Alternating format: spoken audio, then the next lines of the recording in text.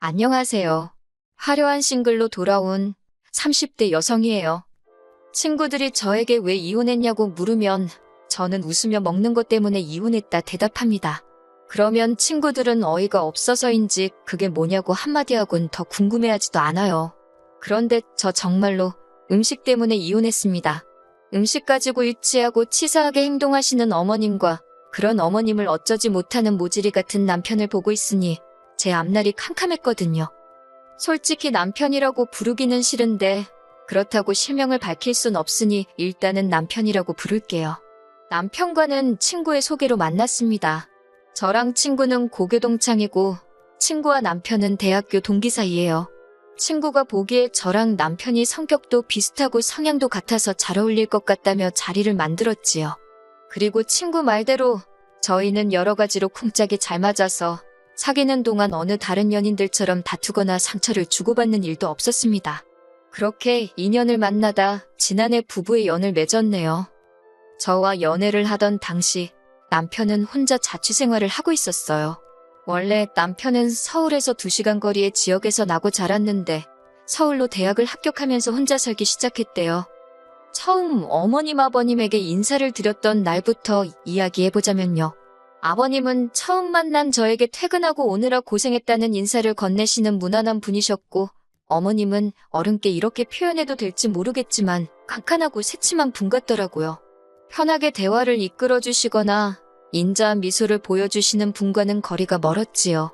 게다가 어머님의 아들, 그러니까 제 남편이 처가인 저희 집에서 상다리 부러질 만큼 대접을 받고 왔다 들었다며 그런데 당신은 차린 게 이것밖에 없어서 미안하다는 말씀과 달리 어머님 얼굴에는 사돈에 대한 고마움이나 차린 게 없는 식탁에 대한 민망함은 조금도 엿볼 수 없었달까요? 어머님이 차리신 식탁에는 소고기 묵국에 밥, 신김치와 장아찌 그리고 마른 김이 전부였습니다. 좋게 말해 소박한 밥상이었고 솔직한 심정으로 이야기하자면 며칠 전 친정어머니가 남편을 위해 차려주신 밥상과 비교가 되어 속이 상했어요. 처음 인사를 드리러 온 날인데도 고작 이런 대접밖에 못 받는 제 신세가 철량맞다 싶었고 남편도 식탁을 보고는 좀 민망했는지 어머님더러 불고기나 잡채 같은 거는 없냐고 묻더라고요.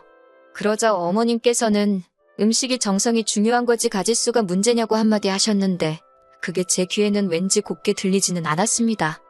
어머님이 직접 퍼주신 제 국그릇에는 소고기 묵국이라는 이름이 남사스러울 만큼 고기라곤 꼴랑 2점이 들어있는 게 전부였어요. 반면 남편의 국을 힐끔 보니 그냥 소고기국이라고 부르는 게 맞겠다 싶을 정도로 고기가 가득 차 있더라고요. 보통 대부분의 여자들이라면 치사하다 생각은 할지라도 그냥 참고 먹었겠지만 저는 그러고 싶지가 않았지요. 그래서 남편더러 내 건 고기가 너무 없다고 바꿔 먹자 했습니다. 그러자 어머님께서 저더러 고기가 더 먹고 싶으면 가져다 퍼먹지 왜 당신 아들 밥그릇을 넘보냐시대요.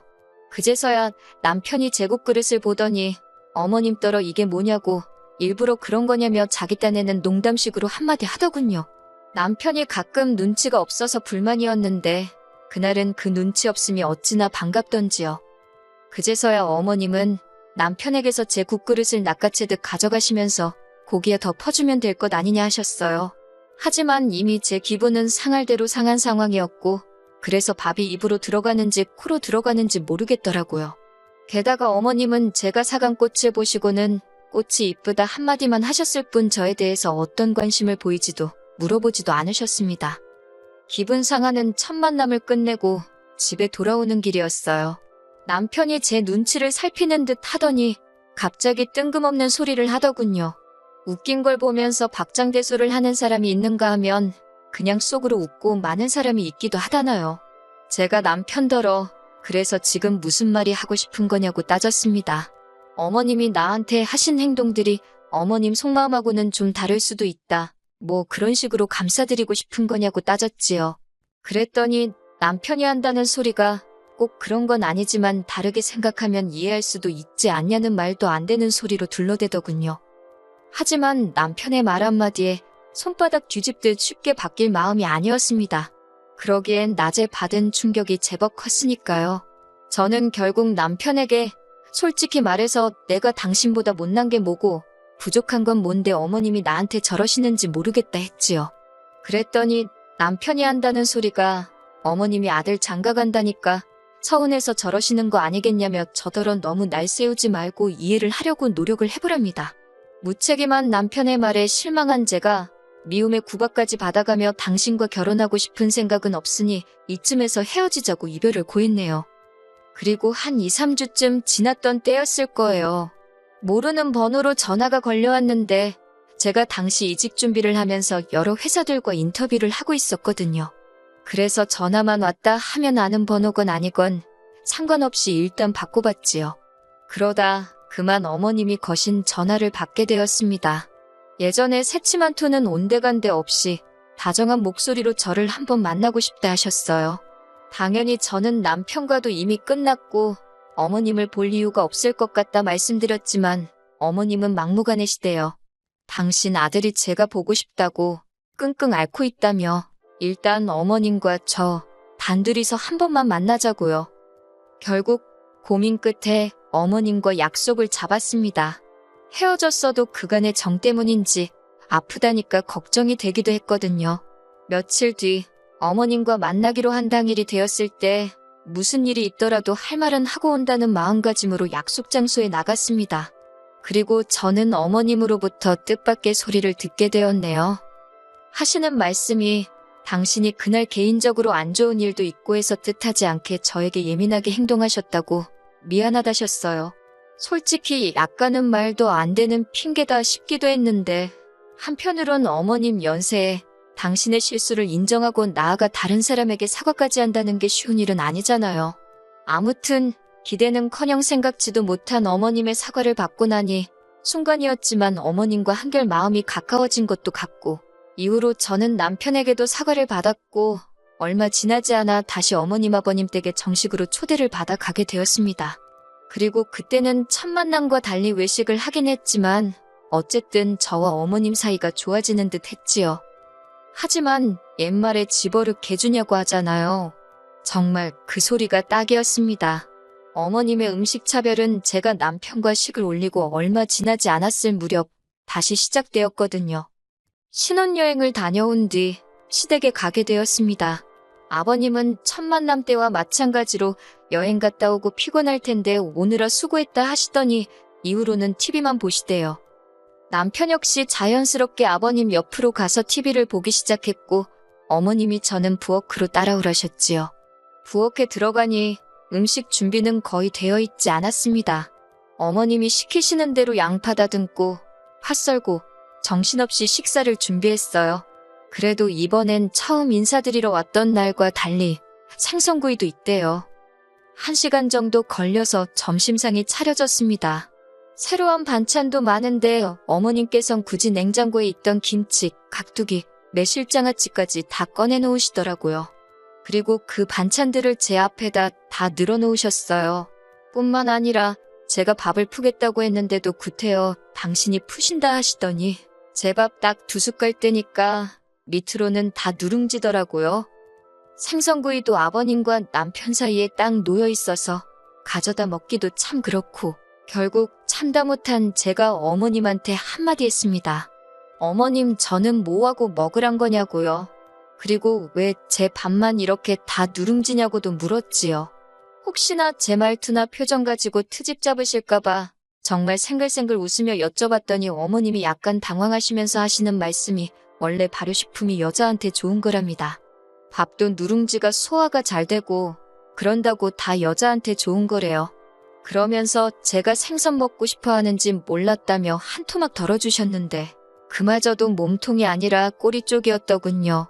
당장이라도 자리를 박차고 일어날까 한마디 더 해버릴까 하다가 그냥 그러시냐고 어머님이 저를 생각해서 이렇게 챙겨주셨다는 말이냐고 다시 한번 물었습니다. 어머님은 저더러 그렇다니까 뭘 몇 번씩 묻느냐며 자꾸 말하지 말고 밥이나 많이 먹으라셨어요. 그리고 모질이 같은 남편은 그런 상황에서 생선 뜯느라 정신이 없었고요. 식사를 다 마치니 아버님이랑 남편은 또다시 뭔가에 홀린 듯 거실로 가서는 TV를 보기 시작했고 어머님도 어디로 가셨는지 저 혼자 밥상을 치우게 되었습니다. 전 혼자 씩씩대면서 깨질라면 깨지라는 심정으로 탕탕거리며 그릇을 치웠지요. 하지만 이내 성질이 올라와서 참을 수가 없었기에 남편한테 속이 안 좋아서 집에 가자고 했어요. 어머님이 저더러 설거지도 안 해놓고 가냐길래 갑자기 좋은 음식을 너무 먹었더니 속이 뒤집어진 것 같다고 그랬네요. 어머님은 한껏 못마땅한 표정이셨지만 딱히 할 말을 찾지 못하셨는지 별 말씀은 더 안 하셨어요. 그리고 정확히 한 달 뒤 어머님의 생신날이었습니다. 어머님이 며느리한테 생일상 한번 받아보자면서 저희 집으로 오시겠다길래 그러시라 했지요. 집이냐고 해봤자 남편이 총각 때부터 살던 12평 오피스텔이라 엄청 작아요. 가스레인지도 아니고 인덕션 하나 달랑이 있어서 음식하기도 어렵고 어머님도 남편 총각 때부터 종종 오셔서 이 상황을 다 아시는데도 굳이 오시겠다 하신 거고요. 하지만 저는 별로 걱정은 안 되었습니다. 어머님 생신 때 무슨 음식을 해드릴지 지난 식사 이후로 다 정해뒀었거든요. 그리고 어머님이 오시기 바로 전날 저는 마트로 향했지요. 어머님 생신상이니 미역국은 생략할 수가 없어서 남편더러 끓이라 했습니다. 남편이 어머님이 분명 며느리한테 생일상이 받고 싶다 하셨는데 제가 해야 하는 거 아니냐고 투덜거리길래 아무렴 그래도 며느리가 아들만 하겠냐고 그랬어요. 남편이 고기 반찬 같은 건 안 하냐고 해서 그때 어머님 말씀 못 들었냐고 내가 다 여자한테 좋은 음식으로만 준비해놨으니 걱정하지 말라 했고요. 그리고 대망의 어머님 생신날 저는 어머님이 오신다는 시간에 맞춰 상을 차리기 시작했습니다. 밥도 공들여서 하고 그릇도 있는 그릇 없는 그릇 다 끄집어냈네요. 그리고는 어제부터 준비한 모든 장아찌와 젓갈들까지 죄다 꺼내놓았고요. 밥도 일부러 누룽지로 만들려니 쉬운 일이 아니었어요. 그래도 어머님 생각하면서 정성스레 만들었습니다. 그래서 어머님 밥그릇에 꾹꾹 눌러 담아 퍼드렸지요. 곧이어 어머님 아버님이 도착하셨고 저는 식사 준비 다 해두었다며 부엌으로 오시라 했어요. 두 분이 부엌에 들어오시곤 정말 거짓말이 아니라 한 10초 정도 정적이 흘렀습니다. 어머님이 저를 보시면서 이게 다 뭐냐고 하시길래 어머님 말씀대로 여자 몸에 좋다는 것만 챙겨서 신경 써서 차렸다 대꾸했지요. 그랬더니 아버님이 어머님더러 꼴 좋다고 하시고는 저더러 잘했다며 부엌에서 나가버리시대요. 어머님이 저더러 지금 당신하고 한번 해보자는 거냐며 언성을 높이시길래 저도 지지 않고 뭐가 문제냐고 따졌습니다. 어머님이 저 주시던 대로 그대로 차렸는데 왜 화를 내시냐고요. 그제서야 남편도 어머님더러 엄마가 좀 심하긴 했다면서 저한테 미안하다 하라며 하지만 어머님도 자존심 때문이신지 저한테 미안하단 소리는 안 하셨어요. 안 하셔서 얼마나 다행인지 만약에 어머님이 저한테 사과 비슷한 말이라도 하셨으면 제가 나쁜 X가 되잖아요. 저는 그 사과를 받을 생각이 전혀 없었으니까요. 저는 어머님더러 그럼 식사 맛있게 하시라고 저는 나가보겠다 했습니다. 남편이 같이 밥 안 먹고 어디 가냐고 하길래 친정에 간다고 했지요. 그러면서 오늘 이 식사가 어머님께 제가 차려드리는 처음이자 마지막 생신상이라고 건강히 오래오래 사시라 했네요. 제사상은 제가 못 차려드린다는 소리도 할까 하다가 그건 참았습니다. 황당해하는 어머님을 뒤로하고 남편에게도 어머님이 나를 어떻게 홀대하는지 잘 보지 않았냐며 난 이런 대우를 참아가면서까지 당신과는 살 생각이 없다 했지요. 짐이라고 해봤자 옷 몇 벌에 화장품 몇 개로 단촐했어요. 오피스텔이 작아서 친정에서 제 짐을 다 가져오지도 않은 상태였고요. 여러모로 헤어지기에 딱 좋은 시기였네요. 남편이 갑자기 이런 법이 어딨냐며 못 헤어진다고 저를 붙잡았고 어머님은 어머님대로 지금 이게 뭐하는 짓거리냐며 제 뒤통수에 대고 욕을 하셨습니다. 아버님은 달리하실 말이 없으셨는지 한숨을 쉬시다 어머님더러 적당히 좀 하지 유난 떨 때 알아봤다며 한마디 하시대요. 그런 아버님께 조금 감사한 마음도 들었지만 그렇다고 아버님을 믿고 살 수는 없는 일이었으니 결국 남편도 어머님 아버님도 모두 뒤로 한 채 그렇게 친정으로 돌아와 버렸습니다. 이후로 남편에게 돌려줄 돈은 돌려주고 일방적으로 저희 관계를 정리했어요.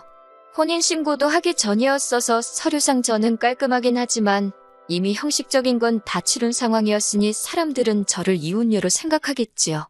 속상하긴 하지만 그래도 참고 사는 것보단 차라리 이혼녀 딱지를 감수하는 게 낫겠다 싶어 내린 결론이니 후회는 없습니다. 소개팅을 주선했던 친구 말로는 남편이 저랑 헤어진 이후로 친구들도 안 만나고 집안에만 박혀 지낸다더군요.